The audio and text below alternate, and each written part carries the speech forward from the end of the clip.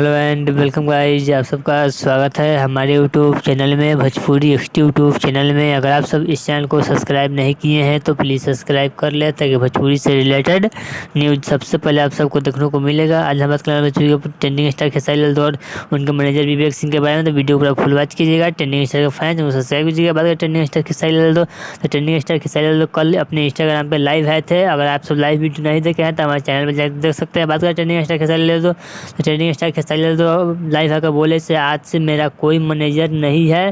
Bhojpuri management नाम का एक वेबसाइट चैनल है, वही मेरा अब सब कुछ देख रेख करेगा। स्टेज शो, गाना, लेन देन, पैसा लेन देन सब भोजपुरी मैनेजमेंट ही एक आदमी है, उसी सब देख सुन करेगा। ट्रेंडिंग स्टार खेसारी लाल का पैसा कहाँ पे क्या करना है, किस करना है, वही बात कर रहे हैं विवेक सिंह। तो विवेक सिंह को मैनेजर से हटा दिया गया है।